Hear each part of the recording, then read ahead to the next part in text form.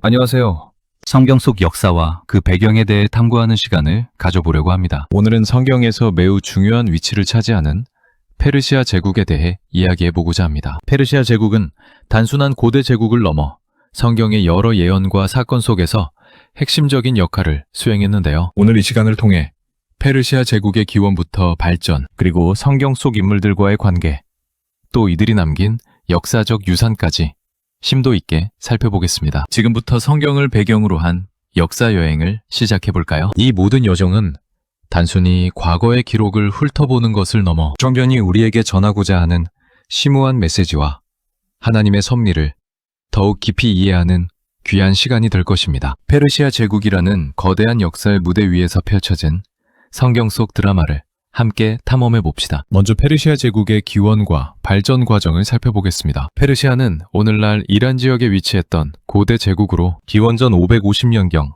키루스 대왕에 의해 그 위대한 역사가 시작되었습니다. 키루스 대왕은 인류 역사상 가장 위대한 정복자 중 한 명으로 손꼽히는데, 그는 탁월한 군사적 능력과 정치적 지혜를 바탕으로 메디아, 리디아, 그리고 당시 근동 지역의 패권을 쥐고 있던 강력한 바빌로니아 제국을 차례로 정복하며 거대한 제국의 기반을 다졌습니다. 그의 통치 아래 페르시아 제국은 에게해부터 인더스, 강유역에 이르는 광활한 영토를 아우르는 대제국으로 성장하게 됩니다. 이처럼 짧은 시간에 엄청난 규모의 제국을 건설한 것은 키루스 대왕의 비범한 리더십이 있었기에 가능한 일이었습니다. 이후 다리우스 1세와 크세르크세스 1세와 같은 강력한 통치자들이 등장하며 제국은 더욱 번성했습니다. 특히 다리우스 1세는 제국의 행정 시스템을 정비하고 광활한 영토를 효율적으로 통치하기 위해 사트라프, 세트랍라고 불리는 지방 장관 제도를 도입했습니다. 그는 또한 제국 전역을 연결하는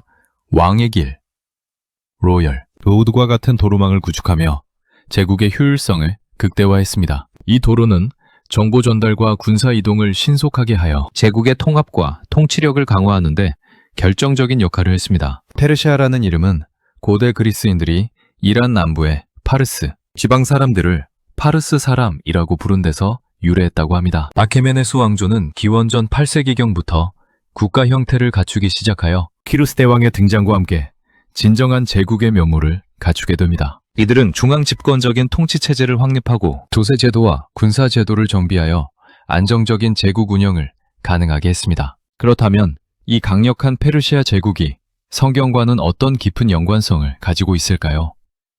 성경은 페르시아 제국을 여러 곳에서 언급하며 이들의 역사를 마치 예언된 그림처럼 묘사합니다. 가장 대표적인 인물이 바로 키루스 대왕입니다. 그는 바빌론의 포로로 잡혀있던 유대인들을 해방시켜 예루살렘으로 돌려보냈고, 심지어 예루살렘 성전 재건을 허락하고 재정적 지원까지 아끼지 않았습니다. 이러한 내용은 성경 에스라와 느헤미야서에 상세하게 기록되어 있습니다. 구약 성경 이사야서에서는 키루스 대왕이 태어나기도 전에 그의 이름을 언급하며 그가 하나님의 뜻을 이룰 도구로 쓰일 것임을 예언하기도 했습니다. 내 종 야곱, 나의 택한 이스라엘아, 너는 두려워 말라. 내가 내 열조의 하나님 여호와로 너를 도우리라. 내가 너를 지명하여 불렀나니 너는 내 것이라. 내가 네 열조에게 약속한 바를 이제 내게 이루리라. 이사야 44장 28절, 45장 1절태 4절 인용. 이처럼 키루스 대왕은 의도했든 안 했든 하나님의 계획 속에서 유대민족의 회복을 위한 중요한 역할을 수행한 것입니다. 이는 성경의 예언이 얼마나 정확하게 성취되는지를 보여주는 놀라운 증거라고 할 수 있습니다. 다리오 1세 또한 성전 재건을 적극적으로 지원하며 유대민족에게 큰 도움을 주었습니다. 성전 재건 공사는 여러 어려움과 방해에 부딪혔으나 다리오 왕의 침령에 힘입어 결국 완성될 수 있었습니다. 그리고 우리가 잘 아는 에스더서는 크세르크세스 1세, 즉 아하수에로 왕의 왕비가 된 유대 여인 에스더가 페르시아 제국 내에서 유대민족을 절멸 위기에서 구원하는 극적인 이야기를 담고 있습니다. 하만이라는 간악한 인물이 유대인들을 몰살하려던 계획은 에스더의 용기와 지혜로운 행동으로 인해 좌절되고 오히려 유대인들이 구원받는 놀라운 반전이 일어납니다. 이는 페르시아 제국이라는 광활한 배경 속에서 하나님의 백성을 향한 하나님의 보호와 섭리를 생생하게 보여주는 이야기입니다. 또한 느헤미야는 아닥사스다 왕의 특별한 허락을 받아 예루살렘 성벽을 재건하며 황폐해졌던 유대 공동체를 재건하는데 결정적인 역할을 했습니다. 그는 총독으로서 예루살렘으로 돌아와 수많은 어려움과 반대에도 불구하고 52일 만에 성벽을 재건하는 위대한 업적을 달성했습니다. 다니엘 역시 페르시아 왕들의 꿈을 해석하고 섬기며 높은 지위에 올랐던 인물입니다. 그는 느부갓네살 왕부터 다리오 왕, 그리고 고레스 왕에 이르기까지 여러 이방 왕국에서 하나님을 신실하게 섬기며 그분의 지혜를 드러냈습니다. 이처럼 페르시아 제국의 여러 왕들과 성경 속 인물들은 밀접하게 얽혀 있으며 이들의 이야기는 성경의 중요한 부분을 차지하고 있습니다. 이들의 삶은 하나님의 계획이 어떻게 이방 제국을 통해서도 이루어지는지를 잘 보여줍니다. 페르시아 제국의 역사는 크게 몇 시기로 나누어 볼 수 있습니다. 먼저 가장 잘 알려진 아케메네스 제국은 기원전 550년부터 기원전 330년까지 이어졌습니다. 키루스 대왕에 의해 설립되어 다리우스 1세와 크세르크세스 1세 시대에 그 번영의 절정을 이루었으나 기원전 330년 알렉산더 대왕의 침공으로 아쉽게도 멸망의 길을 걷게 됩니다. 아케메네스 제국은 중앙 집권적인 통치와 효율적인 행정 시스템, 그리고 광대한 도로망을 통해 고대 세계의 다른 어떤 제국보다도 안정적이고 강력한 제국을 건설했습니다. 이들의 건축 양식과 예술, 그리고 조로아스터교와 같은 종교적 사상은 후대 문명에도 지대한 영향을 미쳤습니다. 아케메네스 제국 멸망 후에는 셀레우코스 제국이 기원전 1142년부터 기원전 63년까지 페르시아 지역을 지배했습니다. 알렉산더 대왕이 갑작스럽게 사망한 후 그의 부하 장군들이 제국을 분할 통치하면서 형성된 헬레니즘 왕국 중 하나였습니다. 이 시기는 페르시아의 독립성이 약화된 시기였으며 그리스 문화가 페르시아 지역에 유입되는 중요한 전환점이 되었습니다. 이어서 파르티아 제국이 기원전 247년부터 기원 후 224년까지 셀레우코스 제국을 대체하며 페르시아 지역을 통치했고, 이들은 로마 제국과 대립하며 동방의 강력한 제국으로서 그 위상을 떨쳤습니다. 마지막으로 사산 제국이 기원 후 224년부터 기원 후 651년까지 파르티아 제국을 대체하여 페르시아를 통일하고 로마 제국 및 비잔틴 제국과 경쟁하며 페르시아 문화와 종교를 다시금 부흥시켰습니다. 사산조 페르시아는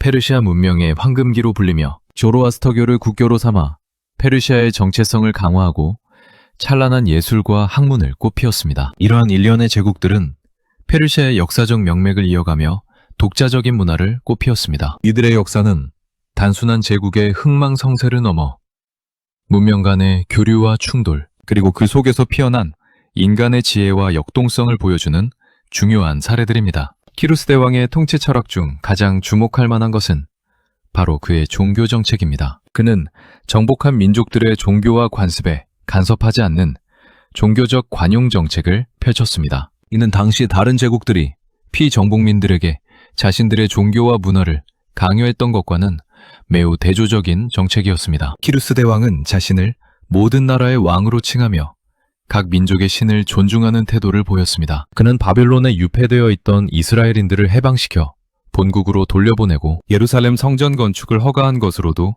잘 알려져 있습니다. 심지어 바벨론 느부갓네살 왕이 예루살렘 성전에서 가져갔던 기물들까지 돌려주어 성전 재건을 도왔습니다. 이러한 키루스 대왕의 정책은 성경에서 그를 하나님의 목자, 기름 부음 받은 자라고 묘사하는 이유를 충분히 설명해 줍니다. 그의 관용 정책은 제국의 안정과 통합에도 크게 기여했습니다. 피정국민들의 반발을 최소화하고 자발적인 충성을 이끌어냄으로써 제국을 더욱 견고하게 만든 것입니다. 이는 고대 제국 통치자들에게서 찾아보기 힘든 매우 현명하고 선진적인 통치 방식이었습니다. 그러나 아무리 강력했던 제국이라도 영원할 수는 없었습니다. 페르시아 제국, 특히 아케메네스 제국은 기원전 330년 알렉산더 대왕의 침공으로 막을 내립니다. 알렉산더 대왕은 불과 몇 년 만에 광대한 페르시아 제국을 정복하며 세계 역사의 흐름을 바꾸어 놓았습니다. 다리우스 3세가 이끄는 페르시아군은 알렉산더의 정교한 전략과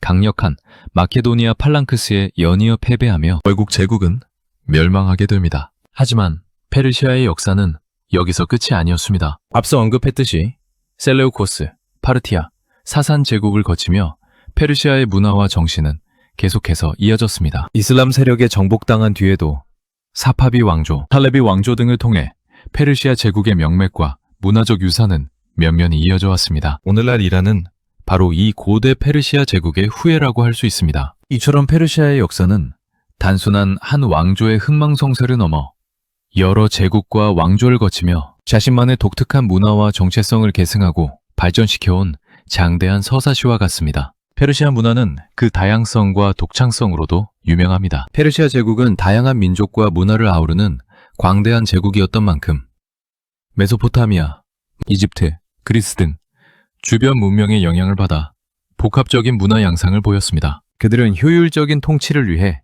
도로망을 정비하고 역전제를 실시하여 교통과 통신을 원활하게 했습니다. 이는 오늘날의 고속도로와 우편 시스템과 유사한 역할을 했습니다. 특히 왕의 길은 수천 킬로미터에 달하는 대규모 인프라로 제국 전역의 행정적, 경제적 연결성을 강화하는데 핵심적인 기능을 수행했습니다. 또한 화폐 제도를 확립하여 상품 유통을 촉진하고 경제 활동을 활성화했습니다. 금과 은으로 주조된 다릭과 시글로이와 같은 화폐는 제국 내 상거래를 원활하게 하고 경제 통합을 이루는 데 기여했습니다. 이러한 시스템은 제국의 안정과 번영에 크게 기여했습니다. 뿐만 아니라 페르시아 예술은 독창적인 건축 양식, 정교한 금속 공예, 그리고 아름다운 직물 등으로 세계적인 명성을 얻었으며 이는 후대 이슬람 예술에도 지대한 영향을 미쳤습니다. 완용적인 종교 정책 속에서 다양한 사상과 철학이 교류하며 고대 세계의 지적 발전을 촉진하기도 했습니다. 정리하자면